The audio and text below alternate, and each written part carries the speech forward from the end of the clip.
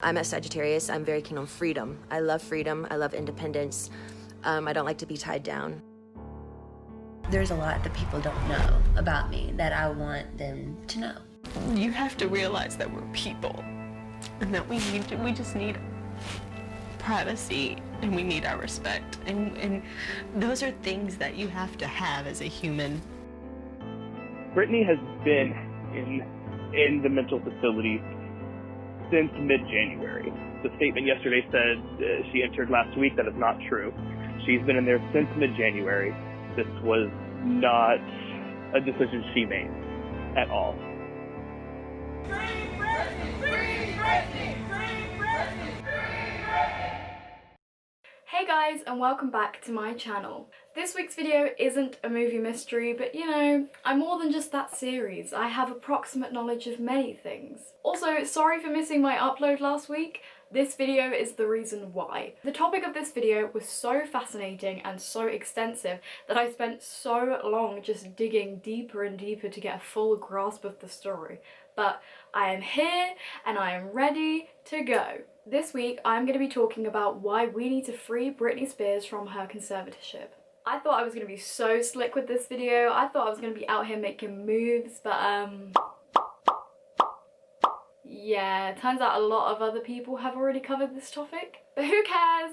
I want to do it too, and I'm allowed to. No one says I can't, so I'm gonna. Also, I've noticed that no one's covered every single aspect of this story, just little bits here and there, so I've done my best to compile a whole history of the events surrounding the Free Britney movement. I'm talking how Britney's voice was changed way back in the day, what happened in 2007, the conservatorship, and the recent huge influx of interest in Britney's conservatorship hearings. So, before I get into this video, let me just give a quick basic roundup of what's going on in case you weren't aware.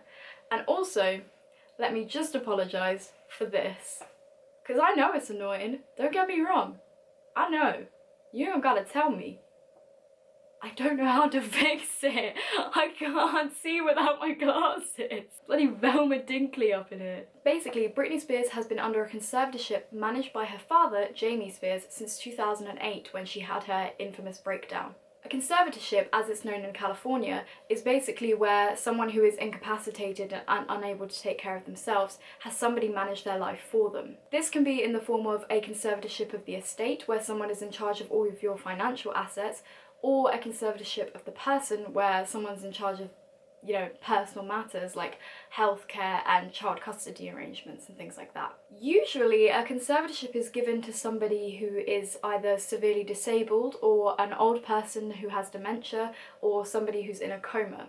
As I'm sure you've probably guessed, Britney doesn't have any of those things. So why is she under a conservatorship of both the estate and the person?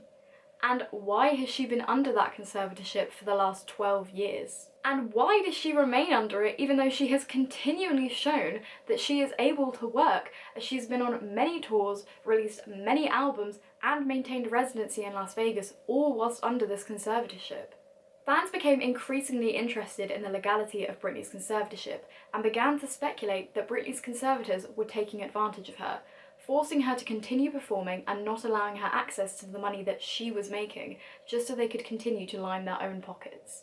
This was pushed even further when in April 2019, the hosts of a podcast called Britney's Gram released a voicemail of an alleged paralegal who had worked on Britney's team, who claimed that Britney had been being held against her will in a mental health facility since January 2019, even though her team said in April that she'd only been in there for a week. The outrage quickly spread, with fans accusing Jamie Spears of forcing Britney to take medication that she didn't need in order to keep her complacent so she could continue earning money for him. The movement has remained very outspoken ever since, and fans are still fighting to have Britney freed from her conservatorship. So let's talk about why Britney was put under this conservatorship in the first place, fans' theories about her weird Instagram posts, and how she has always been manipulated and controlled by the men in her life. This video is going to be split into 3 parts, like a little timeline I suppose, so let's just jump straight into it. Oh, actually, before we start, Jamie Spears or any other members of Britney's team, if you are listening, everything I talk about in this video is backed up by facts that are written in articles, and if it is alleged or my personal opinion, then I will let you know that that is what it is, because I do not need to be sued, and I know you have been trying it. No thank you, not for me. I'd like to pass up that offer. Cheers.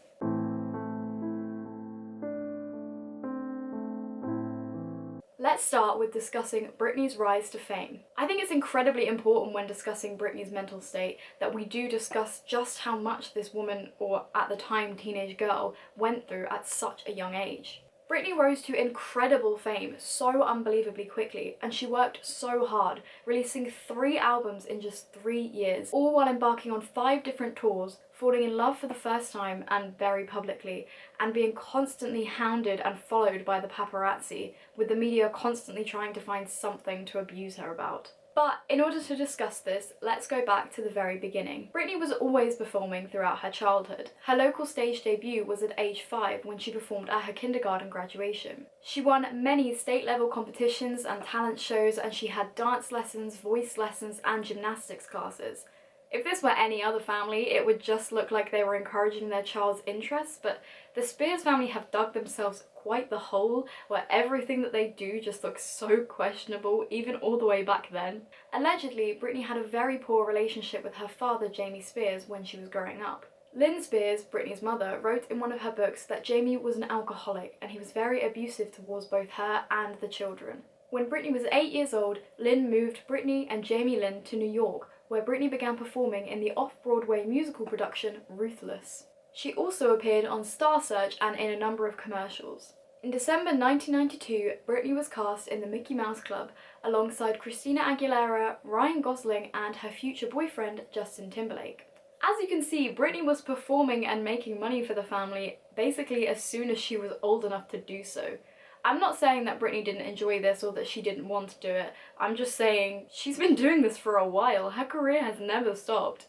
In June 1997, Britney was in talks with her manager, Lou Pearlman, to join the girl band Innocence. Lynn asked Larry Rudolph, a family friend and entertainment lawyer, for his opinion. Larry is a very important name to this story, so make sure to remember that one. Larry got his hooks in right away and decided he wanted to pitch Britney to record labels as a solo act, so he got her to record a demo. Britney was signed to Jive Records and they got to work immediately, molding her into their perfect pop star. I'm sure we all know Britney's iconic baby voice, but that's not how she naturally sings. Here's a video of Britney performing when she was younger, just so you can hear what her natural voice sounds like.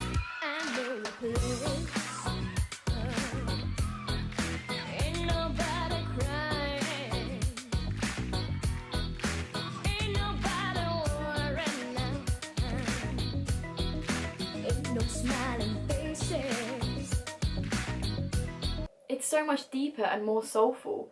But allegedly, Jive Records wanted to change her lower, less poppy voice so that she would be able to be distinguished from her rival Christina Aguilera, who was also embarking on her solo career around the same time. They appointed her to work with producer Eric Foster White, where he worked with her for a month to retrain her voice into that iconic breathy baby voice. This ultimately has had a detrimental effect on Britney's singing ability. Most Britney fans would know that she very rarely sings live anymore. In fact, she's pretty famous for her lip syncing. Though it seems her team would have you believe that this is because of how high energy her performances are, so she can't possibly sing without being out of breath, some fans speculate that it's actually because she can't recreate that iconic Britney voice anymore. Singing in any way that is unnatural to you regularly or for extended periods of times can have a serious effect on your vocal cords. Many singers have to go on breaks or go on voice rest or have operations on their vocal cords because of this very reason. Celine Dion has, Elton John has, Miley Cyrus has. It's very common for singers who belt out these incredible notes to have a problem with their vocal cords later on. When you sing with improper technique or unnaturally to you, it causes friction on your vocal cords that can eventually create calluses. Those calluses make your vocal cords not stretch or line up properly, and that's when you need surgery. I suppose Britney being known for lip syncing has actually worked out pretty well for her conservators, since she never needs to go on a vocal rest so she can continue working for extended periods of time with no problem. It's unknown whether Britney actually wanted to change her voice. She's never commented on it publicly. But later on in her career, she allegedly did want to start singing using her real voice. Many Britney fans would remember the iconic Lost album titled Original Doll.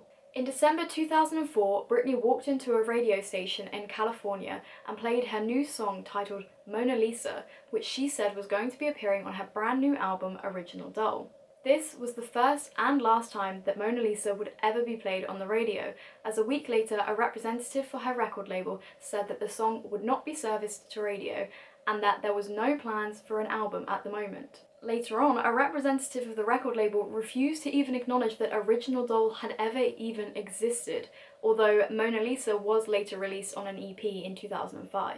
Fans alleged that Original Doll was going to be Britney's breakout album where she was finally able to sing in her real voice. They then alleged that Britney's record label had flat out refused to allow her to sing in her regular voice as they didn't think it was profitable. This claim was actually backed up by songwriter Michelle Bell, who wrote many songs for Britney, who said that Britney had once told her that nobody listens to her and that the record label had wanted her to stay the course she was on, which was a strong pop star for a little while longer. Also, if you've never heard it, the lyrics to Mona Lisa are incredibly prophetic to Britney's actual career. These are the lyrics to the second verse. I'm gonna run through this next part quite quickly because I'm sure you don't just need me to sit here and read Britney's Wikipedia page to you, but I do still think it's incredibly important to talk about just how much she was doing in such a short space of time and just how quickly she rose to fame. Because I really do think that it has a lot to do with what caused her mental breakdown, and I also think that it illustrates just how much she was being controlled and forced into stuff that she did not want to do. Allegedly. So, Britney recorded her first album, Hit Me Baby One More Time, in March and April of 1998 in Sweden. She then went on a mall tour to promote the album, and then began touring as the opening act for NSYNC on November 17th, 1998. Her first album is released on January 12, 1999. It debuted at #1 on the US Billboard 200 and was certified 2 times platinum after just a month. It sold 25 million copies worldwide. How weird is it that I wasn't even born when that album came out? She then goes on the Baby One More Time tour from June 28, 1999 until September 15th, 1999. She then goes on the You Drive Me Crazy tour from March the 8th, 2000 until the 24th of April 2000. She released her first book, co-written with her mum, Britney Spears' Heart to Heart, on April 1st, 2000. Her second album, Oops, I Did It Again, is released on May 16th, 2000. It has sold 20 million copies worldwide. Oh, also, allegedly, while she was shooting the music video for Oops, I Did It Again, a camera fell on her head and cut her head open and she had to have 16 stitches on it. And then 3 hours later, they made her go back to set and continue filming. Allegedly, though. I don't know if that's true, but allegedly. She begins the Oops, I Did It Again tour on June 20th, 2000, which ends on January the 18th, 2001. Around this time, she starts dating Justin Timberlake. This relationship is highly publicised. I'm sure we all remember the iconic double denim fit. Goals. I miss it. Why don't we dress like this anymore? It's what I need. In February 2001, she starts doing adverts for Pepsi. In March 2001, she begins shooting her first film, Crossroads. Shooting lasts 6 months, and the film premieres on February the 15th, 2002. On April the 10th, 2001, she releases her second book, co-written with her mum, titled A Mother's Gift. Her third album, Britney, is released on November the 5th, 2001. It has sold 15 million copies worldwide. She embarks on the Dream Within a Dream tour on November the 1st, 2001, which ends on July the 8th, 2002. By this point, by the way, she'd been nominated for 5 Grammys and had won 1, and I'm pretty sure she was still only 20 years old. In 2002, the iconic celebrity couple Britney and Justin broke up. This may sound like a trivial thing to mention, but this breakup really affected the way that the media saw and wrote about Britney. Though she had had a few controversies here and there beforehand, this was really the kicker. On November the 25th, 2002, Justin, the human garbage that he is, released his infamous song, Cry Me a River. The song is basically about being cheated on by somebody you're in love with. The media began to speculate that this song was about Britney and Justin's relationship and that Britney had been unfaithful to Justin. Then, Justin went and released the music video for the song, in which he casts a lookalike of Britney and reenacted his breakup with Britney. What makes this even worse is that he told Britney that he was going to be hiring this lookalike, and she asked him not to, and he still did it anyway. Just as I thought, Trash. This fueled the rumours that Britney had been unfaithful to Justin, and the media absolutely hounded her for it. This is just such a pivotal moment, I think, because it really marks the point when the press turned against Britney for good. The media had wanted to create this image of Britney where she was the perfect balance between sexy young girl and innocent role model for young children. Britney never claimed that she wanted to be a role model for young children, or that she was even trying to be, but the press and the public put this on her anyway. So when she was overtly sexual in her performances, the media kicked off, just like they kicked off when she broke her pact to remain a virgin until marriage. Yeah, that's a real thing. As a teenager, Britney had said that she wanted to remain a virgin until marriage, and the press continued to hound her about it for years afterwards. Why did we just think it was normal for a teenage girl to be asked about her sexuality so publicly like that? Like, that is not normal at all, not even a little bit. Oh, by the way, I'm still not done with Britney's non-stop schedule. August 28th, 2003, she opens the VMAs with Christina Aguilera and Madonna. November 12th, 2003, her fourth album, In the Zone, is released. It has sold over 10 million copies worldwide. On New Year's Eve 2003 / possibly New Year's Day 2004, she marries her childhood friend Jason Allen Alexander in a quick ceremony in Las Vegas. The marriage is annulled just 55 hours later. In my personal belief, I believe Britney was looking for comfort in a man that she had good memories with and a good relationship with. I think she was looking for somebody to make her happy, and I also think that she did this because she felt this was the only choice that she could make on her own, as at the time all of her decisions were being made for her. On March the 2nd, 2004, Britney began the Onyx Hotel tour. She later discussed this tour in her short-lived TV series Britney and Kevin Chaotic. She stated, "I was on the road for a while and whoever scheduled my tour must have been out of their mind. I was doing way too much stuff. I was over it." She apparently often skipped soundcheck and didn't seem to be giving her all in performances. I think this is around the time when lip-syncing became very common for Britney. When I said that the amount of stuff that Britney was doing was relevant, this is why. She just seemed completely burnt out and over it, but it didn't seem like she was given much choice in the matter. She was still only 22 by this point, by the way. The tour was cut short on June 6, 2004, when Britney injured her left knee while shooting the music video for Outrageous. Britney later stated in a blog post that she was grateful for the knee injury, saying, "I know now that my knee gave out on me this summer so that I would have no choice but to stop. My body was shutting down and I needed to rest. It's funny how the man upstairs works." When she posted this, fans thought it meant she was going into a temporary retirement, but Britney clarified that this wasn't what she meant by saying, "What I meant was, I am taking a break from being told what to do. The things I have been doing for work lately have been so much fun because it's not like work to me anymore." There you go. There's your proof that Britney was being overworked against her will all the way back in 2004.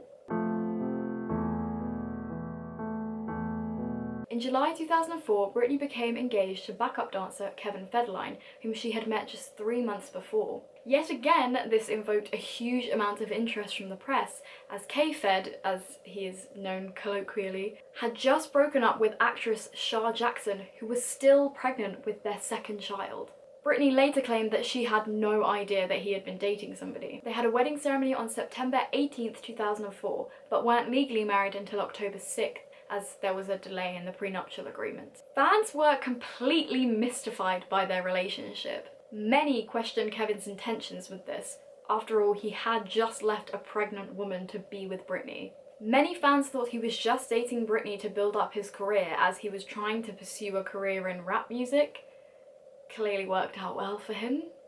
Household name, that one. Britney didn't really seem to care though. She just seemed happy to finally be able to settle down and start a family. Plus, it meant she was finally able to take a break for the first time since her career began in 1998. Her first son, Sean, was born on September 14th, 2005. Unfortunately for Britney, being a mother only meant the press now had more things to hound her about. On February 8th, 2006, Britney was photographed driving with her son Sean in her lap rather than in a car seat. The public was absolutely outraged by this, and the press hounded her for being a terrible mother. Britney later claimed that the incident only happened because the paparazzi were following her and she became frightened, so she got into the car and tried to drive away as quickly as possible.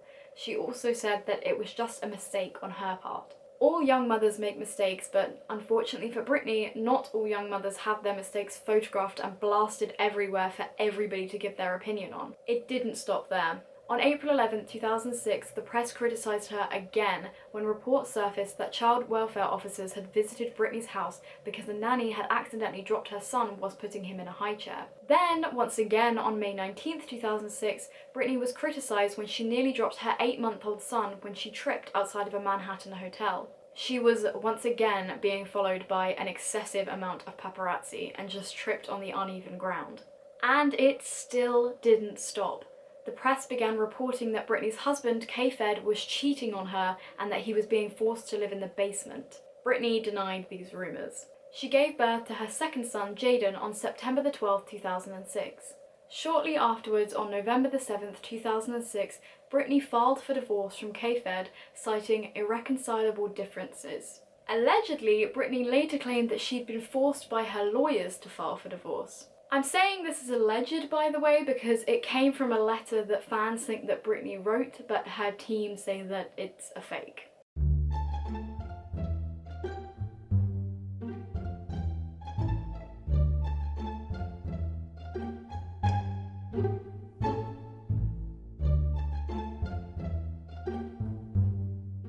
The divorce was finalised on October 30th, 2007, with the two to share custody of the children. When Britney and Kevin separated, fans believed that she was finally about to get her life back on track. Unfortunately for Britney, this wasn't the case. On January 21st, 2007, Britney's aunt, Sandra Bridges Covington, with whom she had been very close, died of ovarian cancer. On February 17th, Britney checked herself into a drug rehabilitation centre where she stayed for less than a day. The next day, she walked into a hair salon in Los Angeles and shaved off all of her hair. There are several different accounts of this story that I read. Some said that the salon owner just flat out refused to shave Britney's hair off, so Britney did it herself, and then others said that Britney would not even let the salon owner touch her. Allegedly, Britney screamed at her, "Don't touch me. Everyone is always touching me." Fans believe that Britney may have been suffering from untreated postpartum depression. It's not uncommon when suffering from this that mums do get sick of being touched all the time. With Britney's level of fame, she was probably being primped and preened constantly, so it's not surprising that she would get sick of people touching her all the time. She then tried to solve the problem in the only way that she knew she could control. Also, apparently, during this head shaving incident, Britney had 2 bodyguards with her and she asked them to close the blinds of the salon. Allegedly, one of the bodyguards, who was literally hired to protect her, kept repeatedly opening and closing the blinds of the salon so that a hidden photographer would be able to take those infamous photos of her. By this point, by the way, Britney had long since stopped working with Larry Rudolph. He was fired in 2004, although I'm not exactly sure why. She had begun working with Sam Lufty. Although the media loved to report him as this big music manager, according to Babs and Tess, the hosts of Britney's Gram, Britney actually met Lufty in a nightclub in LA when he was managing his mum's gas station in the Valley. He became her manager when Britney tried to bring him into a meeting with the record label about blackouts.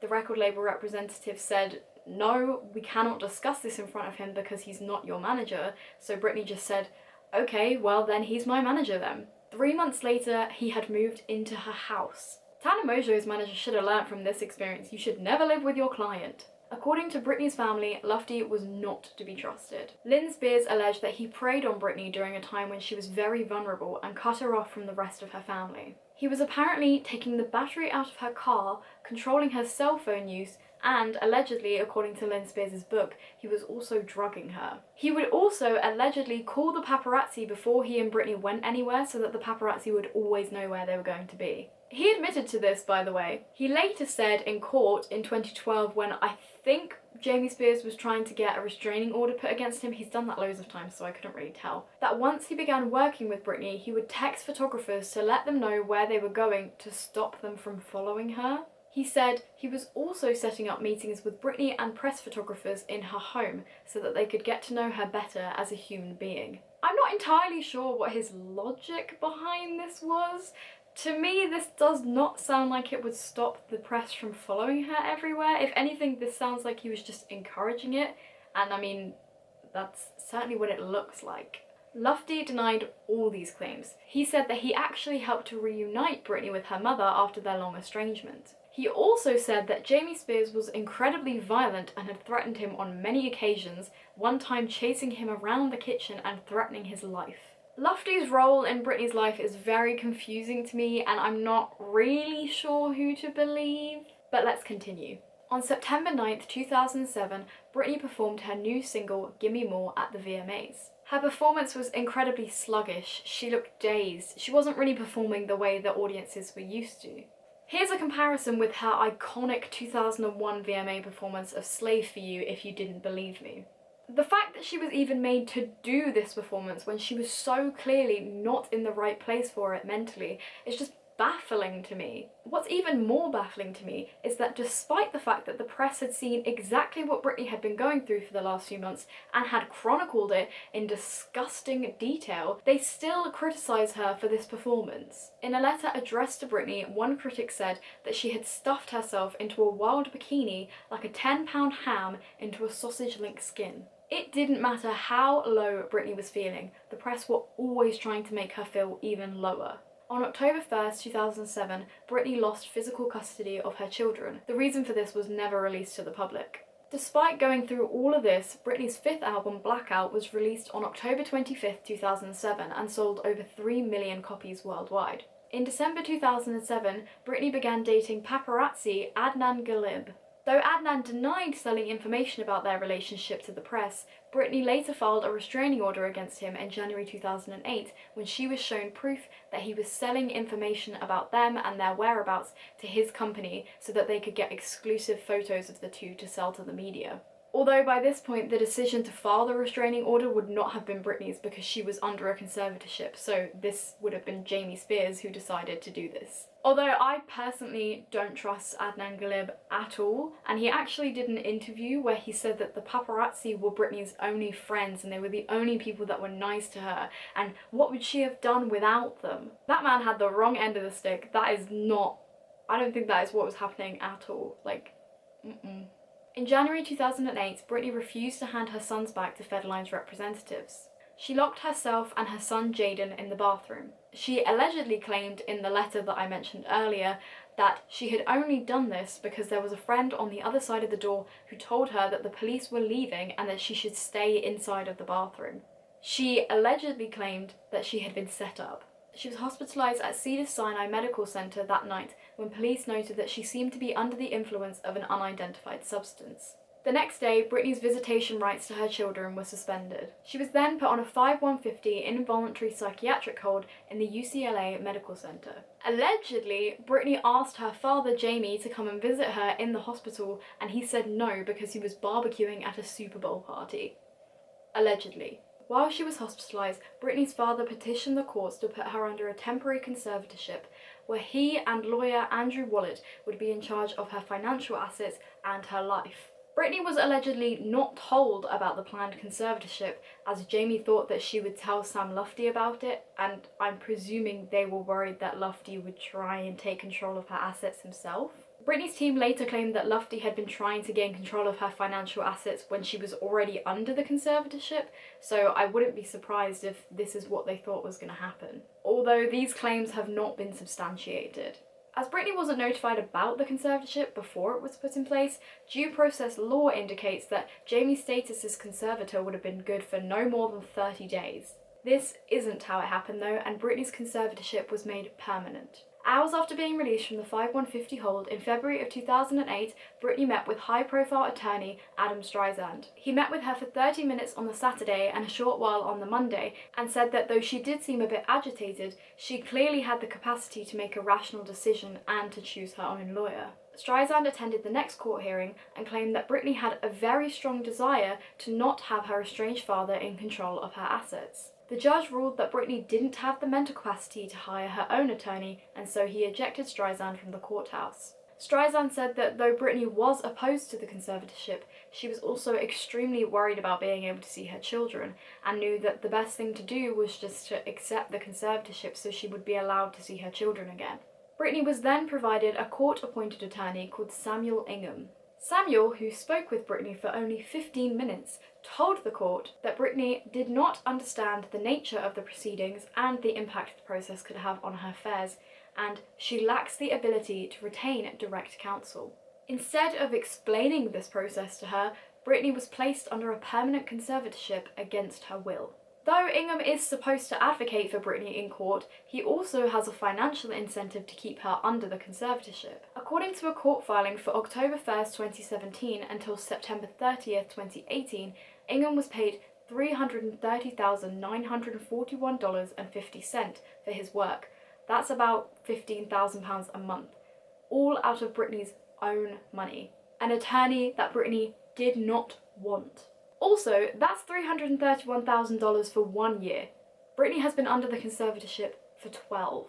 Though the exact details of Britney's conservatorship are hidden from the public, the New York Times reported in 2016 that Britney's financial conservators, as in her father, Jamie Spears, and Andrew Wallet, knew every single thing she spent her money on, from her most mundane purchases like a drink at Starbucks to buying a song on iTunes. Meanwhile, her personal conservator, first of all her father and then since last year Jodie Montgomery, oversee her mental health treatment and approve all of her visitors. They also very much control what she is allowed to say in the media. If you look it up on YouTube, you'll see that Britney used to do loads of interviews early on in her career, and she is rarely interviewed anymore. The reason for this is that the interview has to be pre-taped. Britney's team must be given the questions beforehand, and before it is even broadcast, Britney's team get to look at the final edit and decide what should be cut out. This is to the point where, in 2016, Britney appeared on the Jonathan Ross show to talk about her album Glory.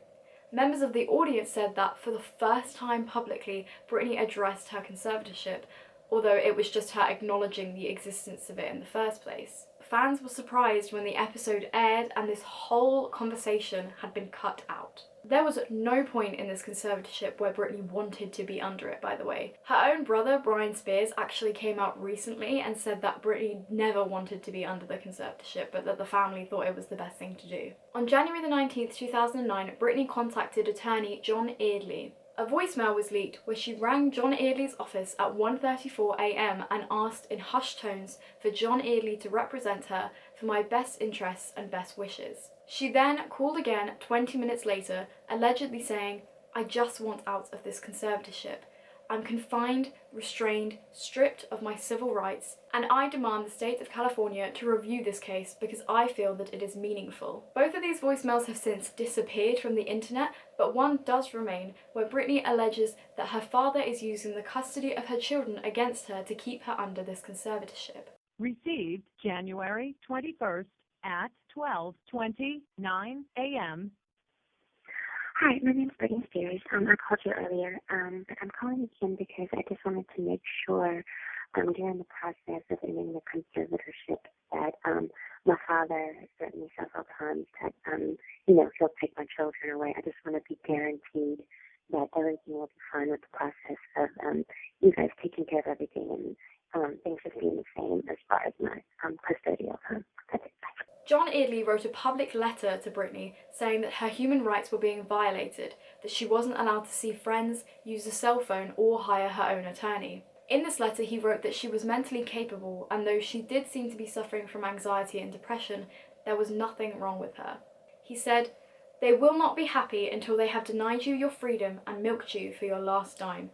The custody case, as you know, is nothing more than a flat-out extortion scheme, with your children being used as pawns." He alleged that the commissioner was biased against Britney as he suspended her visitation rights to her children before even being given an evaluation of her mental health or whether she was under drugs or alcohol from Cedars-Sinai Medical Center. Eardley appeared in court to fight for Britney, but he was dismissed by the judge yet again. The judge stated that to relieve Britney of her conservatorship would be a travesty of justice in light of her remarkable improvements, which she credited to the superhuman actions of her conservators. So, despite the fact that she acknowledged that Britney had improved, she still didn't even try and give her a little bit of her autonomy back. One quote that's particularly poignant here is from a New York Times article from 2016 called "How the Elderly Lose Their Rights." The scheme is ingenious. How do you come up with a crime that none of the victims can articulate without sounding like they're nuts? Britney could not argue her way out of this conservatorship because every time she tried, she was told she wasn't mentally capable enough to do so.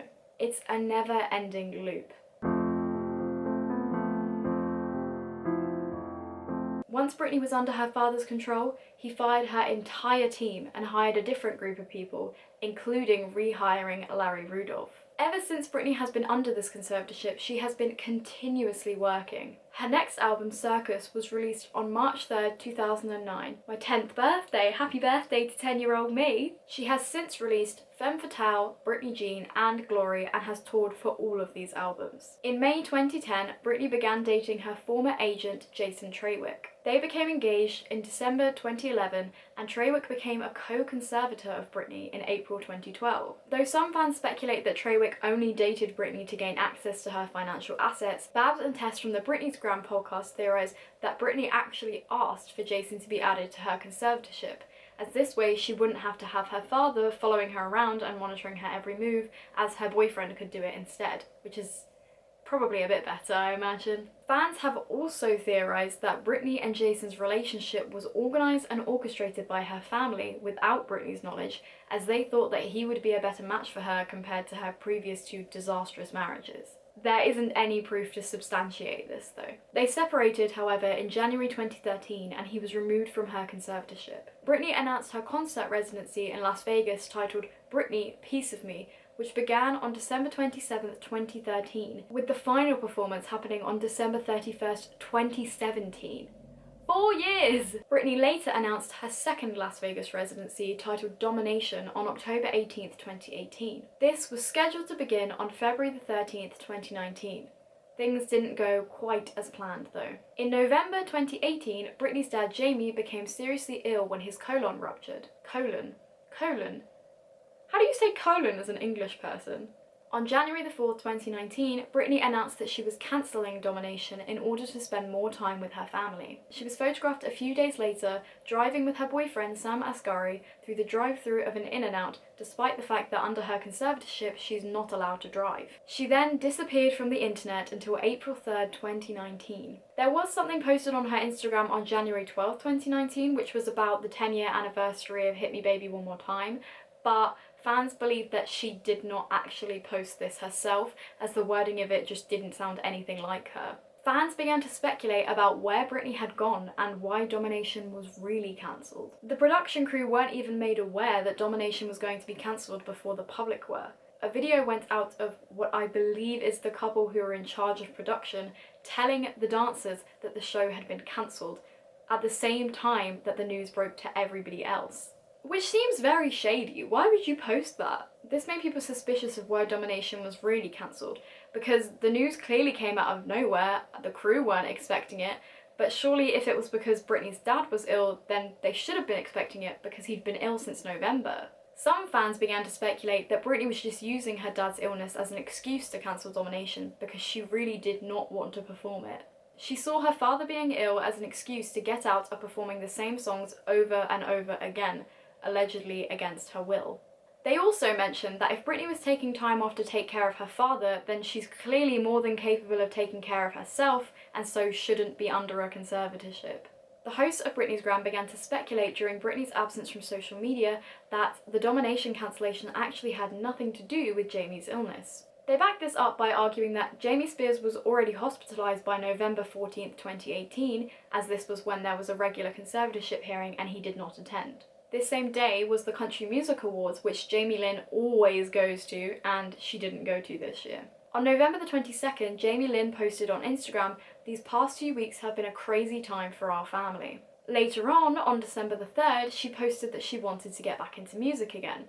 And then, on New Year's Eve, only a few days before Britney cancelled Domination because of how deathly ill her father was, Jamie posted, "2018 was about family. 2019, your mama is getting back to it."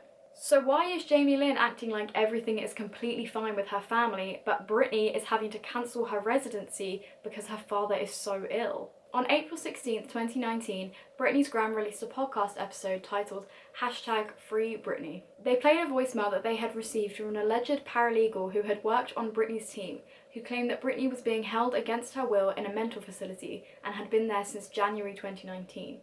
Her team had claimed a few days earlier that Britney had checked herself into this mental facility, and that was only for a week in April. Hi there. I cannot disclose who I am. I just heard the latest episode. You guys are onto something. I used to be a paralegal for an attorney that worked with Britney's conservatorship. I'm no longer with them. And what is happening is disturbing, to say the least. So,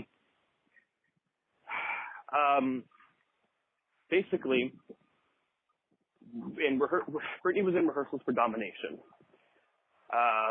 It came to Jamie Spears, that Britney was not taking her medication as prescribed.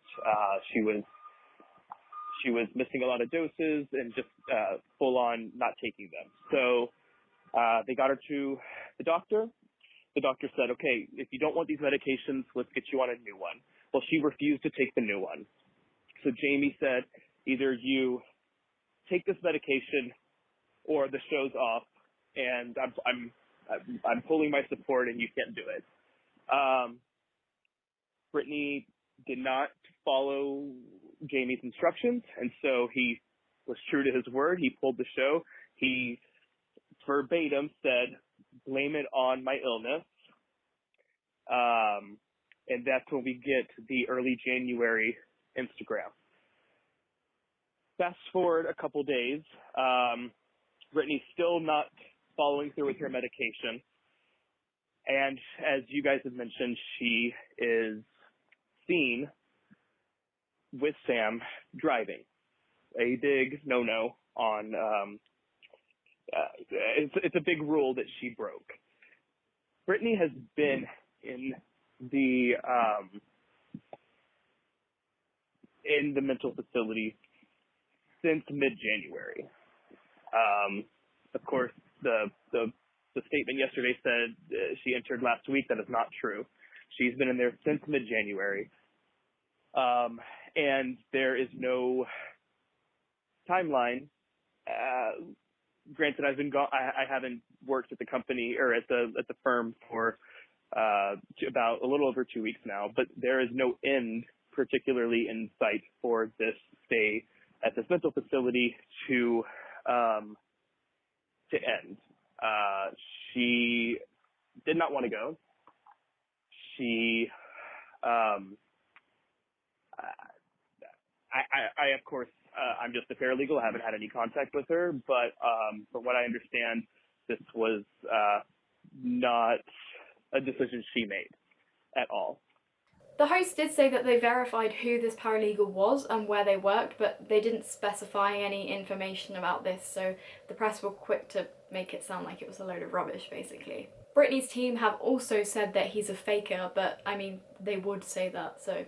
This alleged paralegal also said that the conservatorship was apparently supposed to end after the circus tour in 2009. The idea was go on tour, show us you're stable and well, and that this conservatorship will help you regain custodial rights. He then said that he wasn't exactly sure why the conservatorship continued after this, but that the rumours were that Live Nation wouldn't insure her next tour, the Femme Fatale tour, if she wasn't under a conservatorship. The source also said, if you look at any footage of her, it's a bit limited from the Femme Fatale tour / era, you'll notice that she's extremely sluggish and appears to be medicated. Her and everyone else's understanding was that Mr. Spears would petition the court to end the conservatorship after the circus tour. When that didn't happen, from what I understand, Britney had another sort of mental break. He said that Larry Rudolph played a huge role in Britney being put into the mental facility against her will. He then addressed Britney's lawyer Andrew Wallet resigning as her co-conservator in March 2019. I haven't actually talked about this yet, but basically, in November 2018, Wallet petitioned the courts for a raise to $485,000 a year. He said that thanks to his work, Britney's business activities had greatly increased, so she was making more money and therefore he should be making more money. I'm not sure if he actually did get this raise or not. It may have still been going through the courts, but on March the 4th, 2019, he resigned out of nowhere. He said that substantial detriment, irreparable harm, and immediate danger will result to the conservatee, as in Britney, and her estate if he was not granted permission to resign. He never clarified exactly what this irreparable damage was. This alleged paralegal claimed that Wallet had resigned because he was so against Britney being put into the mental health facility against her will, and believed that it was so wrong that he could potentially be disbarred for it if he was connected to it. Tess and Babs also mentioned that the alleged paralegal also said there's always been rumblings that Britney has been misbehaving. He said that misbehaving was not his choice in wording, and that's the actual word that had been used. The host brought up the fact that clearly whoever was using this word doesn't actually think that Britney is sick. There's a big difference between there's been rumblings that Britney is misbehaving and there's been rumblings that Britney isn't doing well. Oh God, you're right. Which I just thought was such a good point. From this point on, the Free Britney movement rapidly spread across social media. Though Britney posted a video on Instagram saying all is well, fans began to speculate that Britney was not the one in charge of posting this stuff on her social media, that it was her team. The movement was backed up when Lynn Spears, Britney's mother, began liking and commenting on Free Britney posts, appearing to agree with the movement. Britney's cousin and ex-assistant Ali Sims later commented on somebody's Free Britney posts, hashtag miss this sweet girl, hashtag Easter pics are heartbreaking, hashtag I'm silent because I have to be, hashtag Free Britney. Her team, however, continued to deny any wrongdoing. Larry Rudolph made a statement saying the conservatorship is not a jail. He also said that Jamie Spears wanted this conservatorship to end just as much as everyone else. On September 3rd, 2019, the news broke that Kevin Federline had ordered a restraining order for his children against Jamie Spears. This happened after Jamie got into an argument with 13-year-old Sean. When Sean ran into his bedroom, Jamie Spears allegedly broke the door down and shook the boy in a violent fit of rage. Britney then sent both the boys back to their father's house despite the fact it was still her visiting time. She still only has, I think, about 10% custody of her children, and she was apparently very, very upset that her dad would risk her losing this custody by doing something like this. Jamie later stepped down as Britney's conservator of the person. He said that this was because of his illness, but realistically, if Britney's children have a restraining order against him, then he couldn't really be a conservator of the person anyway, because he's the one in charge of monitoring Britney's visits with her children, and if he's not allowed to be around her children, then he can't do his job properly. He hired Jodie Montgomery as his replacement. Britney Scram have done an episode about Jodie Montgomery and how she has hurt other families with her guardianship abuse. It's called Free Roger. I think it's their most recent episode. I would highly recommend that you go and listen to it because it's a heartbreaking story and it happens to a lot more people than you would expect. Allegedly, Britney later testified to a judge that she had been held in a mental health facility against her will by her father. With the amount of publicity this was getting, the judge ordered an investigation into the legality of Britney's conservatorship. He hired Dr. Timothy Benson to evaluate Britney's mental health for the next 3 months to determine if she even needed the conservatorship. A week before the hearing was supposed to commence on August 24, 2019, Dr. Timothy Benson died of a brain aneurysm. He was only 48 years old. There have been a few hearings since. I know Lynn has petitioned for her to be able to see Britney's medical records because she's not connected to the conservatorship, so she isn't allowed to see Britney's medical records. Also, Jamie petitioned on March 12, 2020 to have the court documents sealed so that the public weren't able to see anything about Britney's conservatorship, and then on July 22nd, 2020, the courts allowed for this. I don't think that there has actually been too much progress with the case since then, as it keeps being continuously stalled. Britney's fans have continued to speculate about what's going on with her. Some have noticed that she recently seems to have developed a gap in her front teeth at the top and the bottom. I'm not sure why this would be linked to her conservatorship, but some fans were also speculating that Britney had been replaced by a clone when she disappeared in January 2019, and I guess this clone just doesn't have the right teeth, maybe? Either way, my personal opinion about the teeth gap is that I've watched a lot of videos of Britney in preparation for this video, and I've seen her say that she used to have really bad teeth as a child, so I imagine that she probably had something to fix this, and then as she's grown older, her teeth have started to move. Also, she has been wearing a retainer. She posted a video on Instagram recently where she apologised for lisping because she was wearing a retainer, so I imagine she's probably using Invisalign now or something like that to help straighten her teeth again. Other fans have also been speculating that Britney's current boyfriend, Sam Asghari, is actually hired help, hired to watch over her, and Britney doesn't even realise it. They cite the fact that Sam rarely posts photos of him and Britney on his Instagram, especially in comparison to other celebrity couples. Here's some examples like Brooklyn Beckham, Sam Thompson from Made in Chelsea, I think, and Tommy Fury from Love Island. As you can see, they post a lot more regularly than Sam Asghari does. However, it's also speculated that Britney's team are in charge of everything that she posts on social media, and therefore this would stretch to photos that she is tagged in as well. Perhaps it's then likely that Sam doesn't post many photos of them together because he has to gain approval from Britney's team first. Sam has been known a couple of times to post stuff and then later delete it, presumably because he didn't gain permission to post it. Also, I did see people speculating that Britney had something to do with MKUltra.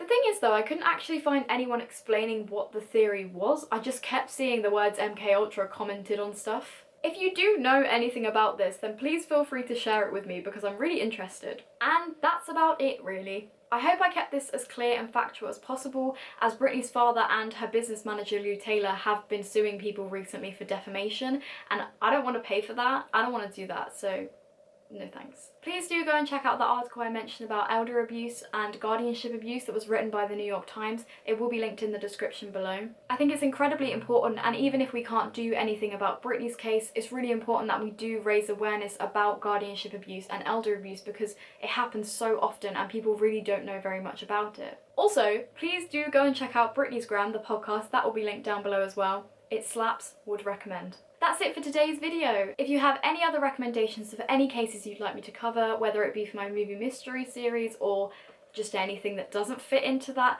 then please do comment them down below. If you'd like to follow me on my social medias, they will be linked in the description down below, along with all the sources that I used for this video if you wanted to go and check them out. Please give this video a like if you did enjoy it, and subscribe if you want to see more just like it. Thank you very much for watching, and I will see you next week. Goodbye!